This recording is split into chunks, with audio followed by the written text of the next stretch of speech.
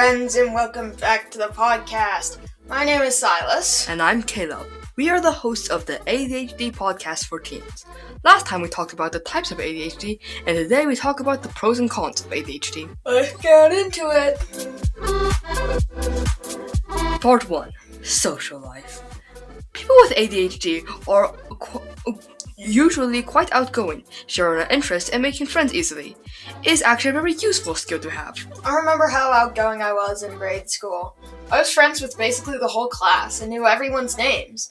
And later, reading a book about ADHD, I found that most people with ADHD are good at making friends, but it comes with a drawback. In middle school, when opinions about the other people are more complex, those impulsive behaviors that come with ADHD can change how people think about you. I'm really quiet and prefer to draw stuff alone, and when I spew information impulsively, people could think I'm really awkward and antisocial. Also, the other parts of ADHD, like interrupting people and getting easily distracted, can interfere with daily conversation. Part 2. Emotions.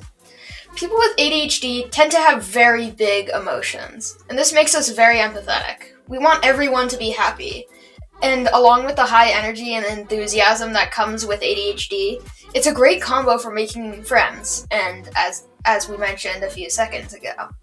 But people with ADHD often struggle with navigating those large emotions. The big emotions applies to everything. Sadness and anxiety can become overwhelming, leading to a shutdown, or large amounts of excitement can lead to bouncing off walls and excessive fidgeting.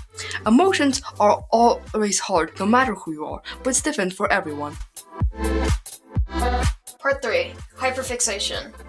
Hyperfixation is what ADHD is commonly known for. It's the ability to focus for hours and hours on end on a specific task. And it comes with a cool side effect. Multitasking. Many people find multitasking is hard, or is just doing more things with a worse result, slower. But people with ADHD are able to multitask with ease, being able to focus on many things at once, like cleaning a room while also working on math homework. And still, hyperfixation is a double-edged sword. For it to kick in, you need to be doing something that you're motivated by, like drawing or playing with Legos.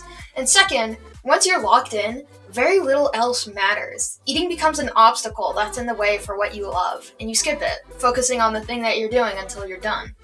And doing this before bed can really mess up someone's sleep schedule. I mean, I can speak from experience. Part 4. Flexibility and planning.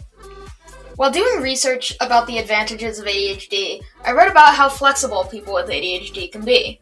And if a problem's in their way, it's easy to think of a solution due to their out-of-the-box thinking that comes with ADHD. And we're also fairly flexible with schedules. If something is delayed, no biggie, especially if that something is something you like because you're willing to wait for it. But people with ADHD often struggle to make plans. For example, I have ADHD, and the script we're reading took nearly a week to write due to my inconsistent work schedule.